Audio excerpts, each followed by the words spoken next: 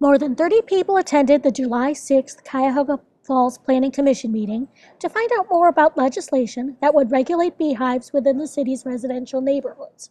Many people, most of them beekeepers, spoke at the meeting to offer their opinions on the legislation, which would outline how many hives could be kept, what types of barriers must be maintained, and more.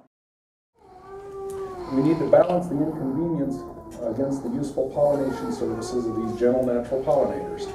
Stings from yellow jackets, wasps, and hornets are far more common. Honeybees usually sting only if their hive is threatened, rarely on their own. Honeybees are already under intense pressure from the newly imported pests of various types, in addition to chemical farming practices and urbanization pressure. I'd also like to note that urban beekeeping has become a widely accepted practice, so much so that an apiary was established at the Ohio State House on April 17th of last year. I just want to thank you for taking the time to hear me speak, and I'm probably the end today. But I want to start out first by saying how much I really truly appreciate and support honeybees and beekeeping. I understand their necessity, the value to our environment, our ecosystem, and to those beekeepers who are doing it respectfully, sincerely, thank you, because it's important. Unfortunately, in our neighborhood, this has not been our experience over the past several years, and I would also like to stress to you before I tell you about our experience that I am in no way trying to personally attack my neighbor or start a war with the beekeeping community, but I'd rather, I want to establish an ordinance in our city that would better ensure the safety and the comfort of all of our residents, and to ensure that what's been happening to us does not happen to us again, or to those currently it's happening to, or in the future. I was asked to speak tonight on behalf of beekeepers because also my bees reside in an urban setting. I would like to take a couple of minutes to give you some information on honeybees so that people are aware of their importance and why more urban dwellers are starting the hobby of beekeeping. I'm sure everyone's fully aware that there is a huge decline in honeybee populations. To put this in perspective, there were 330,000 registered colonies in 1940 in Ohio. As of last year, there were actually only 35,000. That's almost 300,000 colony losses in the last 80 years.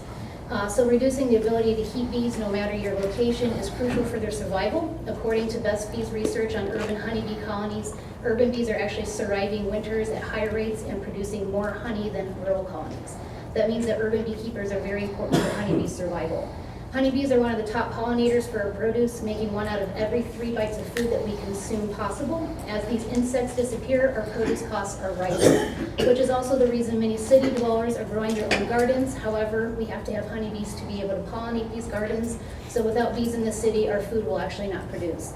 Additionally, I am aware of 2 Cuyahoga Falls residents that sell their honey at farmers markets and to the public as supplemental income. They stress their concern to me that this ordinance will actually reduce their ability to maintain as many hives as they need to maintain that the income that they have. There are also medicinal benefits of honeybees, and one beekeeper here in the city nearby actually has hives for her Lyme disease. She was able to cure her condition in 3 years by using honeybee venom to treat her illness.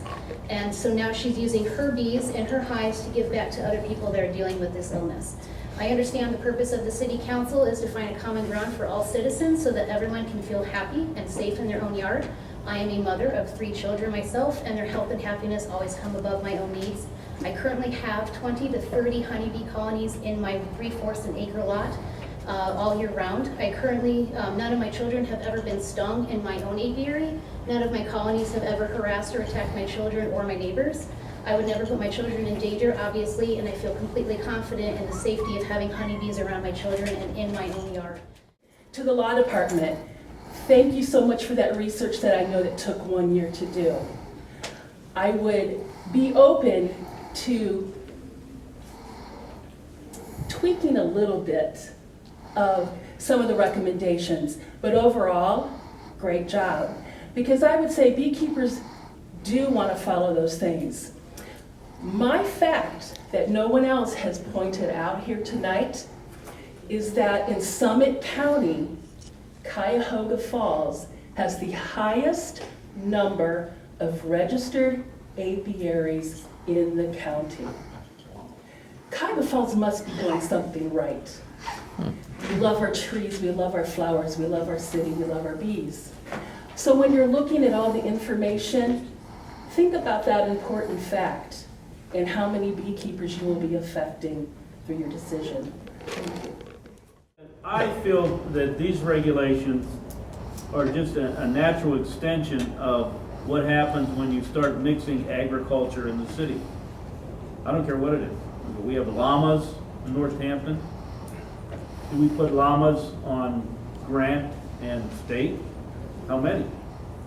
6 on a little lot? You know, you got to have limitations for peaceable enjoyment of your property. And the fact that this has come up is probably because of the interaction trying to have peaceful enjoyment and folks who want to raise bees on their property. So, is it necessary to have regulations? Absolutely. We have them everywhere. We have to have them. Codes, regulations, one of them is safety. That's one issue. That's not the only issue. Just peaceful enjoyment. How many hives do you want next to your property? If it's a small lot and there's 20 of them on there because we don't have a regulation, or the neighbor's able to have peaceful enjoyment. Some might not. Planning Commission unanimously voted to send the legislation to City Council for approval, although Planning Director Fred Guerra said there may be small changes made before the Council's final vote. Guerra added that a public hearing would most likely be scheduled sometime in September.